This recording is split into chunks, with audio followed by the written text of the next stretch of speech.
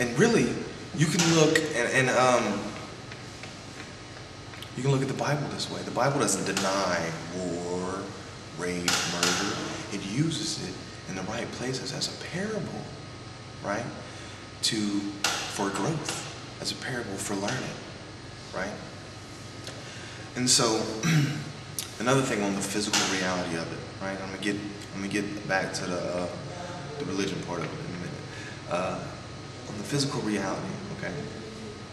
An actual atom exists as a frequency, as a wave of potential and possibility. And that doesn't come into existence in a particular place until you try to observe it, or you try to measure it, or you try to go looking for it, okay? So the actual conscious act of observation creates whatever you're looking for, okay? And this can be articulated in every science, not just quantum physics. It can be articulated in every science, okay? When it comes to behavior or psychology, if you will, the Rosenthal effect shows that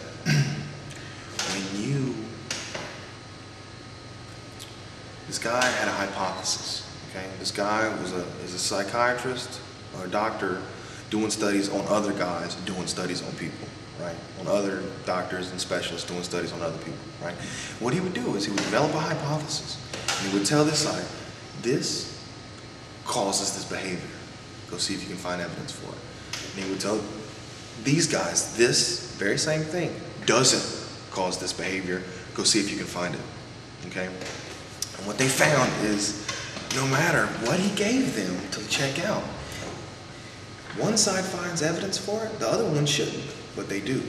No matter what he gave them to look at and find in the general population, right, they found evidence for it. So showing us that our preconceptions literally bring out and create that experience from people, right?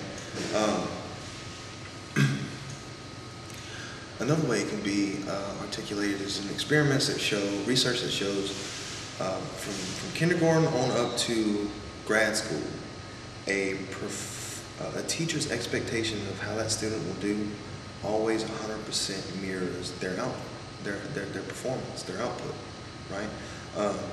So like whatever I feel towards you, I will subconsciously treat you in such a way as to bring that out of you, right? So if I feel like you can't get it, or if I feel like you don't know what the hell you're talking about, or if I feel like anything negative towards you, subconsciously I won't be giving you my best teaching ability or my best anything, because even though I might think that I'm trying real hard to show you it, since I have this belief, it'll be outside my awareness, but I'll be doing things to not give you what I give the person that I feel is capable, right? Let's see. We have a reticular activating system, part of our brain, right?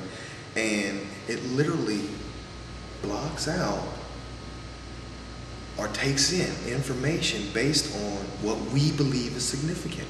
I can literally not see stuff right in front of my face based on a belief. The simple example is I lost my keys. I lost my keys, I lost my keys, I can't find my keys, I can't find my keys. They could be right in front of you. But when you're carrying that, I lost, I don't see them, I don't have, it can literally be right in front of you, and you won't see it there. It'll be outside of your awareness, right? So we have to be careful about how we go looking at things, because if we look at things with too much of a negative preconception, we'll literally block out anything otherwise, okay? When we look at things and try to be neutral, and not realize that our perception literally creates what we're going to experience, then it kind of limits your awareness to think that you're seeing the truth and the whole truth and nothing but the truth, or to think that, you know, along those lines, right?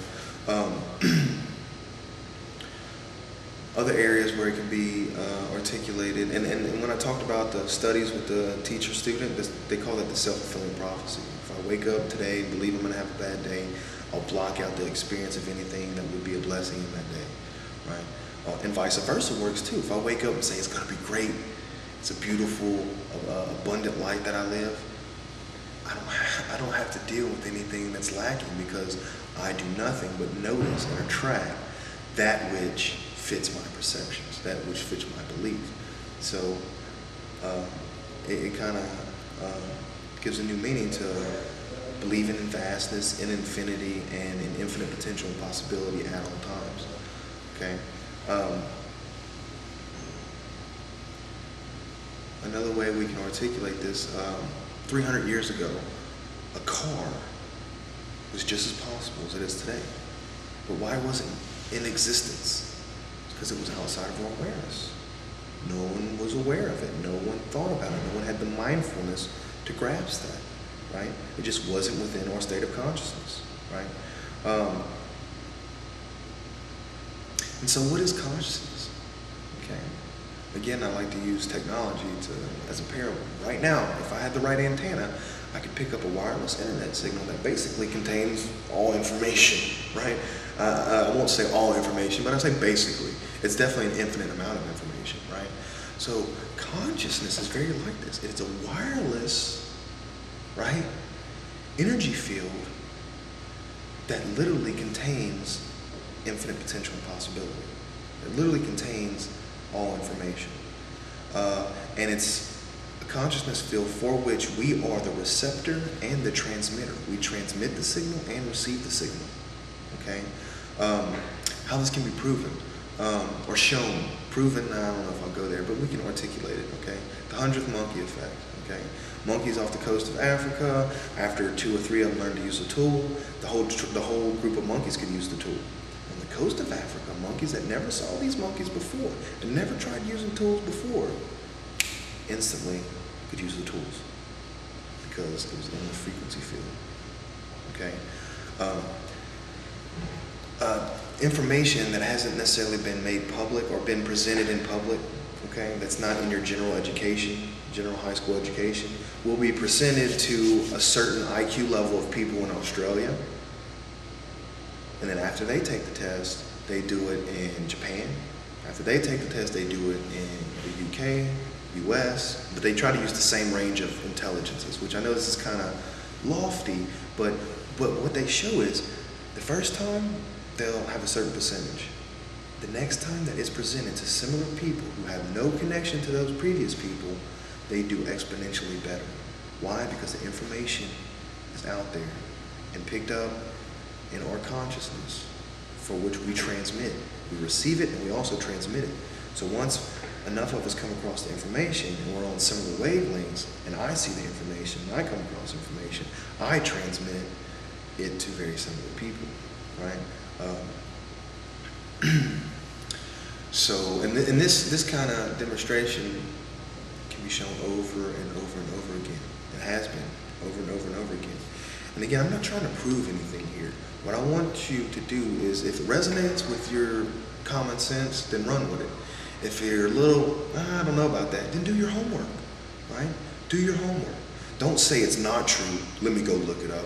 Say, I don't know if I'm feeling that, but let me check it out, right? With an open mind. Because if I say, that's not right, I'm gonna go look it up, you're gonna find evidence to show that, yeah, you're right, I'm wrong, right? So you have to watch out how you go looking for things. You have to watch how you go seeking things, okay?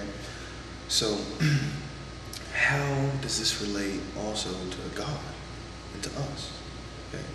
For me, the 2 most important things I learned as a child about what God is omnipotence and omnipresence, okay?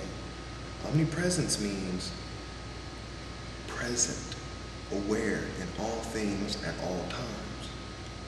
All powerful, omnipotent means all powerful, meaning capable of anything. Capable of anything at all, with anything at all. Can take anything and create anything from it. And is aware of everything that's going on, right? For me, God is a layman word, if you will, for consciousness.